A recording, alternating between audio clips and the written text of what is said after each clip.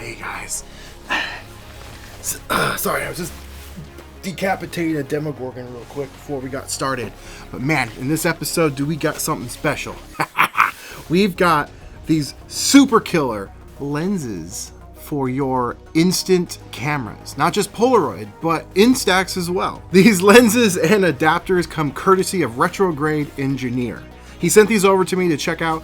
Not being paid, not being sponsored, but I gotta say, these are super, super fun, and I can't wait to dive into today's episode. Because that's right, this is episode number 3 of the Halloween special, season 4. So in this video, I'm gonna show you the lenses that I was sent, and we're gonna go over the adapters. There's different ones for different cameras, so without further ado, let's just dive right on in to today's episode.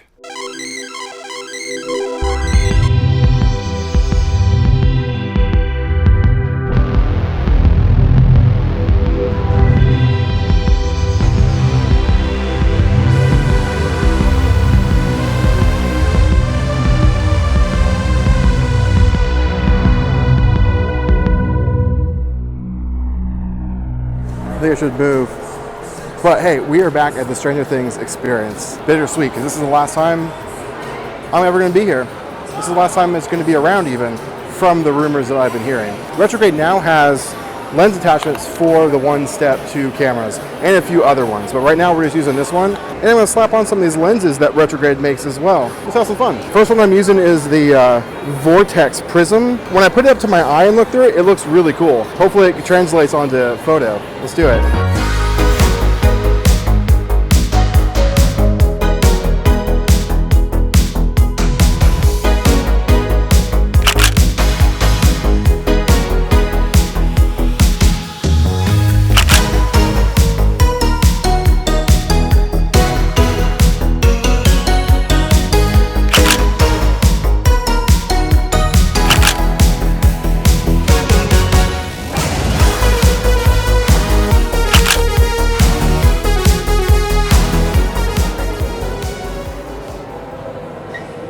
That was from Los Angeles.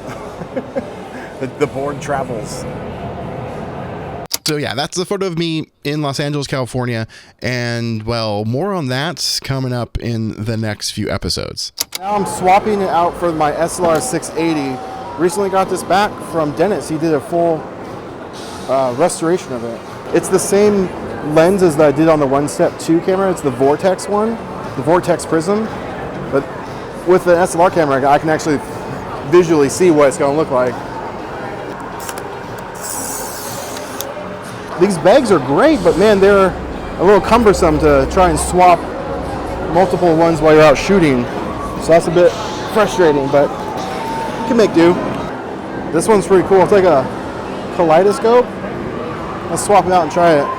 So before we get into just that real quick, I want to mention something. I was shooting with the 680 there at the Stranger Things experience, and I was having some trouble with it. And in fact, this was the only photo I technically got until I shot this one right here. And then it never worked again. It's being sent off to Chromatic Parts to get fixed. I kind of like this photo. I was using a lens. What happened was I took the picture and it didn't do anything. And I moved the camera and it fired. It went off, and this is what I got. And so it's like a very blurry picture, but I was at the Stranger Things experience, and in the center of that image, what's that look like? Looks like 11 Stranger Things. I don't know, I thought it was kind of fun. So anyway, my 680 aka the Beast is no longer in my possession. It's being fixed. Yeah, I got a fisheye on here. Let's see what happens. So with this adapter on this specific camera, this is the 200. This is really designed for the 300. So on this one, it has an exposure meter right on the front of the lens, and I drilled a hole to allow the light to come through to properly expose, but I forgot to line it up when I took that last shot, so it's probably gonna be completely overexposed. Yeah, it's overexposed by a lot. I need to get some paint to paint on the lens and on the adapter so I know visually if I'm lined up or not. But if you're using the 300, you're not gonna have to worry about it, because this is made for that. But if you have one of these cameras with the light meter on the front, you can still use it. You just have to drill a hole through it.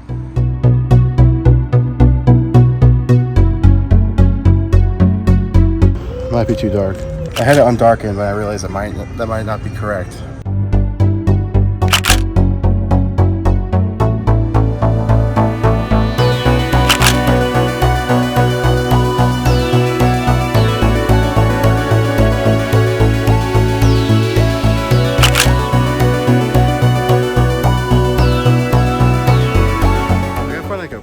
for this one. Yeah. I don't know what would look cool. And if this lens adapter looks familiar to you, well, that's because I've used the heck out of this and done many videos talking about this. It was even in one of my previous seasons of the Halloween special. I think it was season 2. But I've also done videos where I've attached crazy 12x zoom lenses, done some fun things. I genuinely love this. This wasn't even sent to me by him at the time. That's pretty cool. I'm noticing with the lenses that you have to underexpose your shots with most of them. Let's more light in.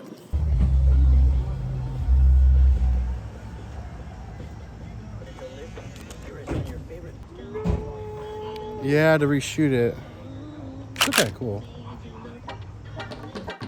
I interrupt this video to bring you something quite delicious, my dudes. A limited edition Make Some Art t-shirt exclusively only during the Halloween special. And don't forget about the Spitfire Club, baby. You get some great perks like exclusive photos, one of a kind, sent to your door every single month. Monthly Zoom calls, exclusive videos, and extended videos, and more. But get this thing before it's gone forever.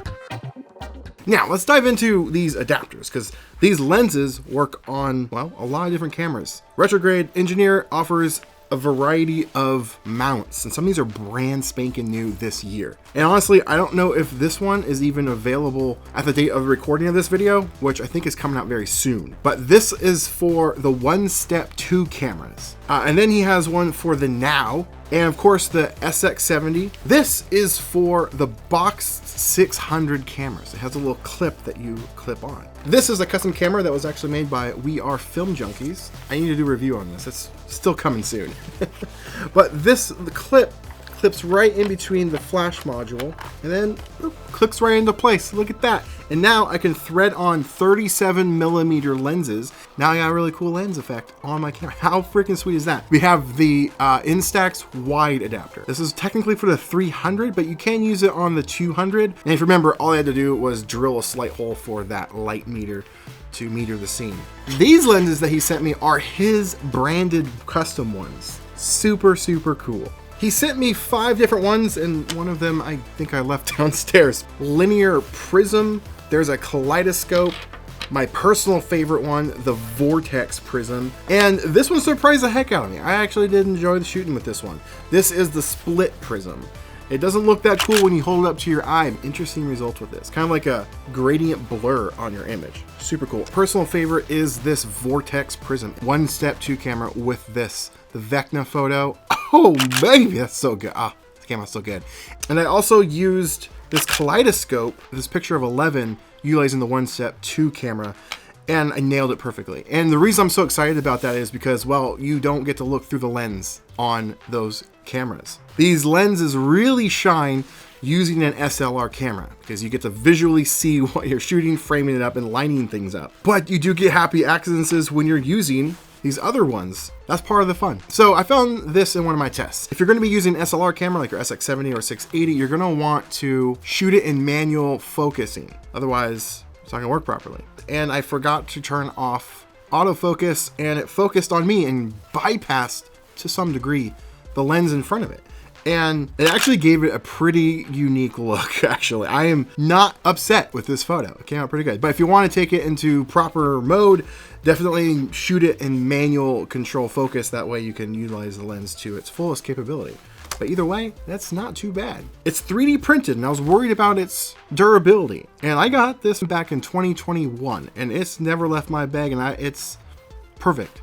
Works flawlessly. That's because he's used, I believe, PET to print this, and it's solid. I think it's 100% infill based off of what I found when I drilled into this. But yeah, I think this is 100% infill, and that's good because that's gonna be super, super durable. And I've been traveling with these, taking them on airplanes and to other locations, throwing them in and out of my bags, and they're like perfect. Quality is superb. The only complaint, if you will, that I really have with these would be the bags. The bags are high quality, great. I mean, I definitely love having them. The only thing is, once they're all in there, it's really difficult to know which lens is which once they're in the bag. That's the only complaint, if there is one, that I have. That's more of a me issue than a lens issue. Yo, I just found something out. You can stack these. I might have to try that. Whoa. At least you can with this split prism. Yeah, you can put the split prism on all of them. I wonder if you could, like... Nah, that won't work. Oh, that'd be kind of fun. Okay, experimentation is needed again.